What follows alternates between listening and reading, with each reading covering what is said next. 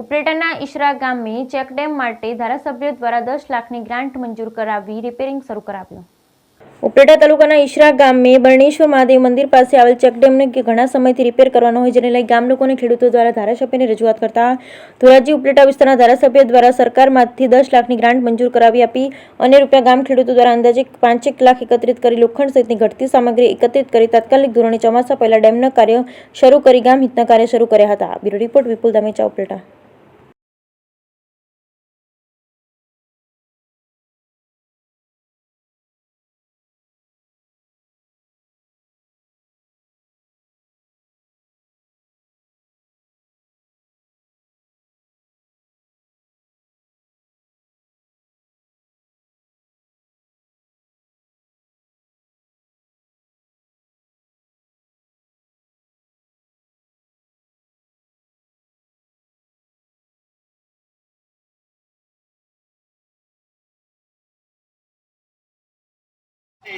ખેડૂત અને સરકાર શ્રી મહેન્દ્રભાઈ પાડલિયાના સહકાર અને સહયોગ મહેન્દ્રભાઈના સપોર્ટથી આજે અમારું 24 કલાકની અંદર કામ પાસ કરી અને યુદ્ધના ધોરણે વરસાદી વાતાવરણ હોય, ભાદર નદીનો ફ્લો પાણીનો પૂરેપૂરો હોવાને લીધે 24 કલાકમાં સરકારશ્રીએ નિર્ણય લઈ અને કામ મંજૂર કરી આપેલ છે। તે બદલ અમે ઈશરા ગામના ખેડૂત વતી ખૂબ ખૂબ આભાર માનીએ છીએ અને ઈશરા ગામના બરણેશ્વર ચેકડેમ નંબર 1 નું કામ આ ચાલુ છે અને ખેડૂતશ્રીના સહયોગથી લોખંડ સરકારશ્રીમાંથી પાસ ન થતાં ખેડૂત સ્વ ખર્ચે લોખંડ અને શ્રમ કરે છે।